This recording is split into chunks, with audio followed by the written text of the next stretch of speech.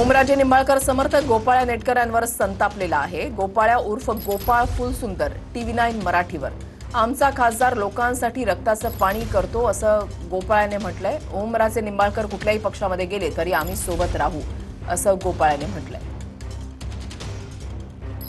गोपाळ्या कोण आहे ह्याचा शोध घेत आम्ही धाराशिव जिल्ह्यातील एका ग्रामीण भागामध्ये आलो आणि शेवटी ते गोपाळराव आम्हाला सापडलेत। गोपाळराव आता आपल्या बरोबर आहेत। मला सांगा, तुम्ही त्या दिवशी खासदाराबरोबर होतात आणि तुम्हाला विचारलं हो की गोपाळ्या किती चक्रा मारल्या, किती चक्रा मारल्या? 50 चक्रा मारल्या साहेब। डीपी भेटली नाही? डीपी नाही भेटली। बर, सोशल मीडियावर बघा ते खासदाराच्या डोक्यावर डीपी ठेवलाय। हो हो, मग हा, हे सोशल right मीडियावर करत आहेत ना। त्या सोशल मीडियाला माहित आहे का जनतेची काय अवस्था आहे, खेड्या ग्रामीण भागातील काय अवस्था आहे आज रोजी, ह्यांना माहित आहे का? आज रोजी सुद्धा साहेब एका हिरोवर इंज नाहीत।